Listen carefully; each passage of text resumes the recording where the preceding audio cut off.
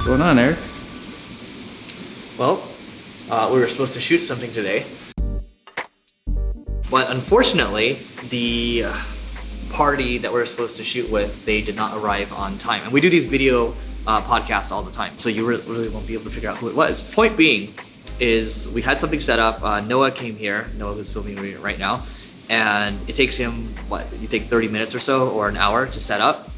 So when that happens and the setup is done, I'm here as well, and then the party doesn't show up, that is not only a waste of my time, it's a waste of Noah's time as well. It's time that we could have used somewhere else. The investment where Noah had to come in early, he could have been doing other stuff. Like, he has a bunch of other stuff to do too. I talked about this with a group of friends too.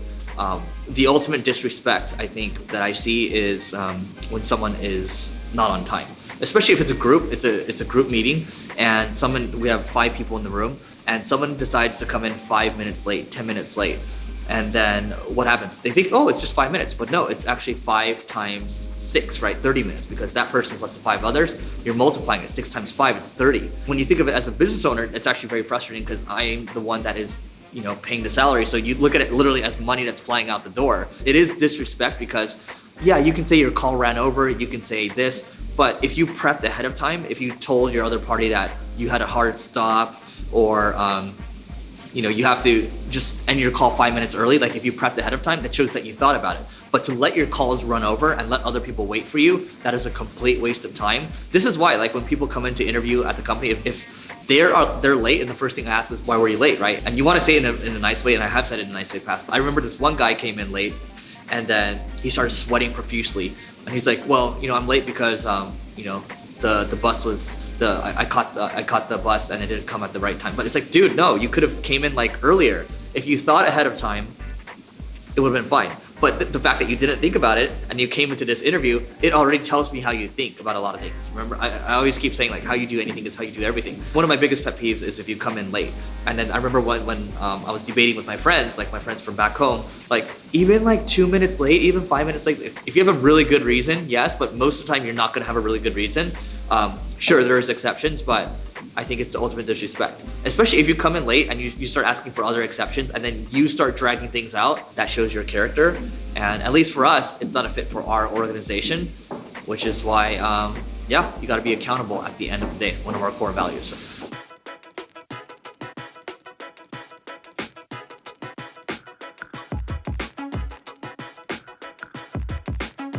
So, if we're gonna get Eric famous on Byte, yes, what should he do?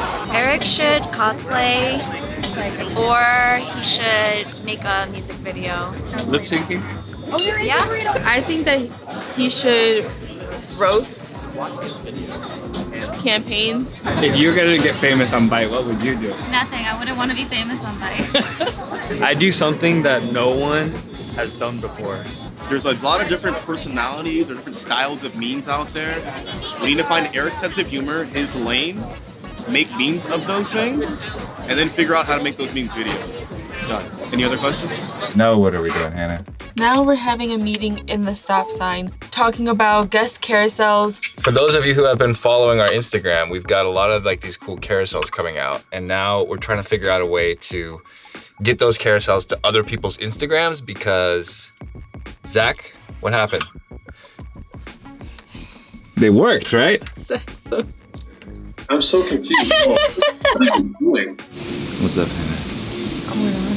So if I told you we were gonna start the vlog again, how would you feel? Excited. Yeah. Yes. You see, 2020 clear vision, This is the year that, we see our goals. We set up the strategy, and now we just gotta execute. So 2019 is a foundation great year, But 2020, this is gonna be it. It's gonna be it for us. Why is everyone down here today? Because the internet's out. This is our startup. This is from the ground up. We start here, we'll go up eventually.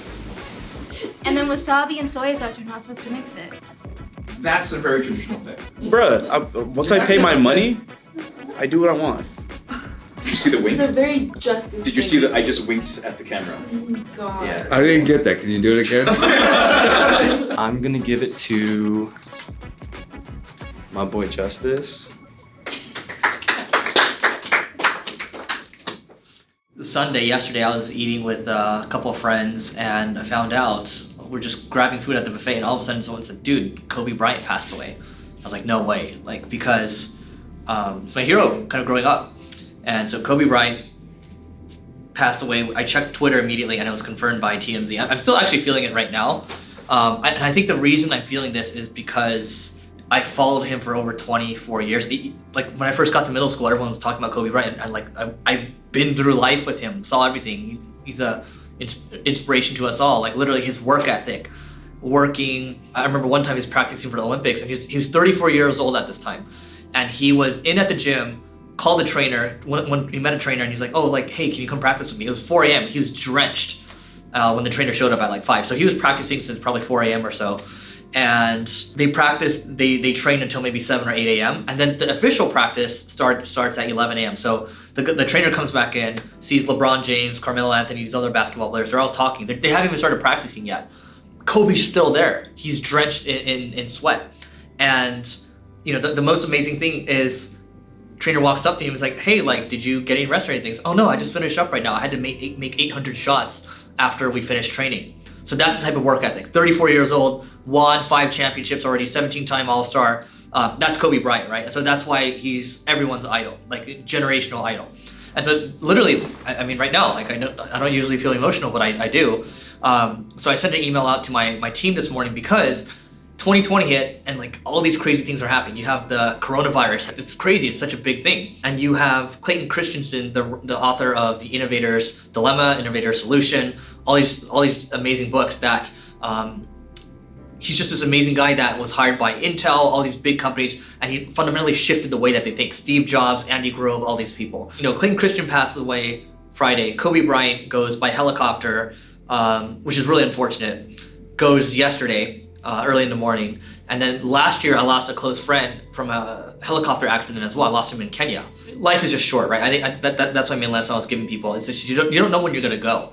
Literally the week before, my friend that passed away in Kenya, I was hanging out with him. I was on a helicopter that he booked on a boat the week before, and all of a sudden, boom, he's gone. So my point to my team was, look, you have to make the most of what you have. What you can do is you can control your effort every single day, what you're putting in, so you have no regrets. What I can feel actually is looking at Kobe Bryant's life and looking at my other friend's life, like I can't pretend to know Clayton Christensen, but I can at least feel how these other two felt. I don't think they have any regrets. Sure, like, you know, they wish they could have lived with their, you know, daughters, seen them grow up and everything, grow old with his wife, with their wives.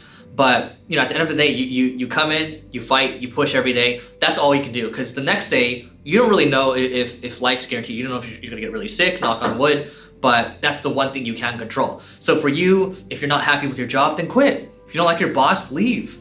You want to go start something, go start something. But the one thing that you can control is your effort every single day, day in, day out. Which is why I sent that message yesterday. I wrote the message yesterday because I was even more emotional. Walked by Staples Center, all the memorial stuff going on.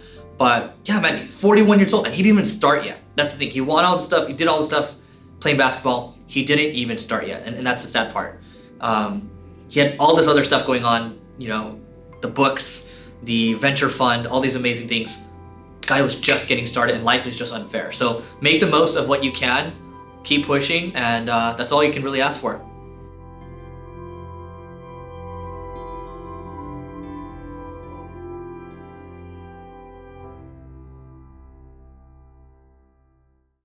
Yesterday I went on the hike that I do all the time, and it's by the Greek Theater, and you hike all the way up and you look at the city, and the city was all purple and yellow for Kobe, and I looked down and someone had made this like amazing Mamba graffiti. So I cried for like the 20th time this week, but it was beautiful, and I watched the sunrise and the lights turn off. I'm gonna cry again.